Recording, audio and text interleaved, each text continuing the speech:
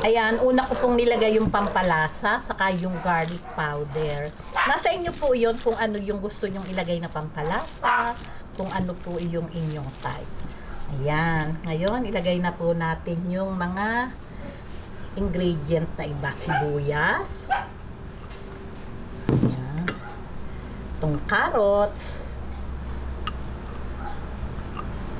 Yung po carrots, ano po, para po madali kayo, inano ko po yan, iginadgad ko sa gadgaran ng cheese. Yun lang pong pino, pwede po kung wala, pwedeng hiwain na lang ng maliliit. Yan, ang ating bell pepper. Oyster sauce.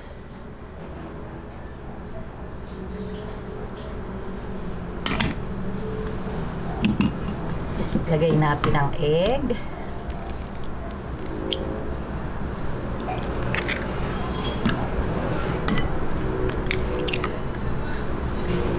Ayan, ganyan lang po, sabay-sabay lang at atin na pong imimix. Ayan. Ayan.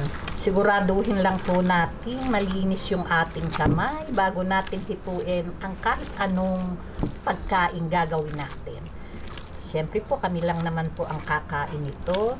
Mas maganda po kasi talaga pag kamay yung ating ipinangmasa kesa po sa sandok o kung ano mang bagay. Kasi po ito, mamimix nyo talaga siya ng maganda. Ayan, heto na po ang ating Japanese siomai. Na-mix na po natin mabuti.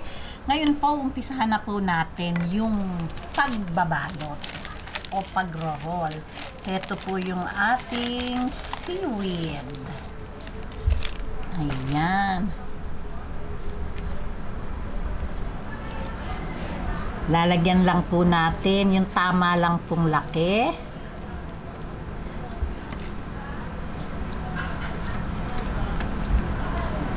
Ayan, lalagyan lang po natin sa dulong side.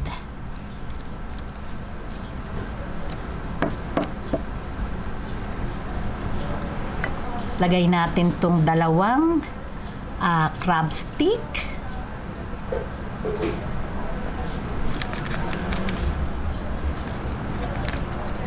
Atin lang pong ibalot. Ayan, ganyan lang po. Basain lang po natin yung dulo.